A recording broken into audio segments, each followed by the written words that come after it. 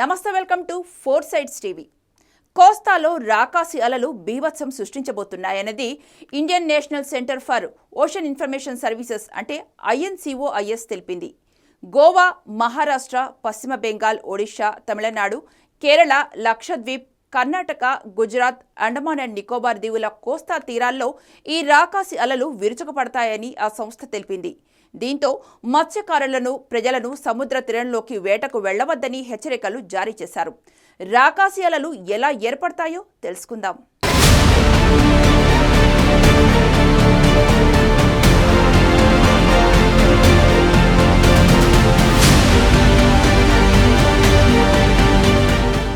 కేరళలోని పలు ప్రాంతాల్లో మార్చిలో వరదలు ముంచెత్తటానికి కారణం ఈ రాకాసి అలలే.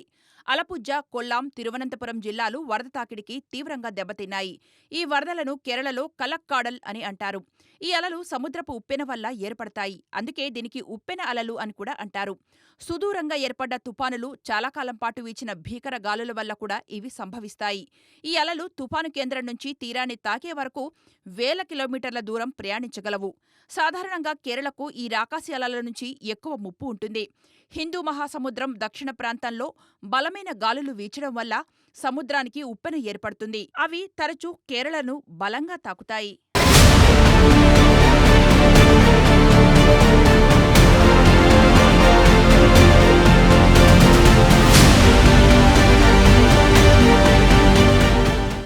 బలమైన గాలులు సముద్రంపై ప్రయాణించడంతో అల్పపీడనం ఏర్పడుతుంది. ఈ ఒత్తిడికి రాకాసి అలలు ఏర్పడతాయి. ఇవి 11 మీటర్ల ఎత్తున ఎగిసిపడి కేరళ కోస్తా తీరం, లక్షద్వీపుల్లో బీభత్సం సృష్టించనున్నాయి. 2020 నుంచి వారం రోజుల ముందే ఈ తరహా హెచ్చరికలను INCOIS పంపుతోంది.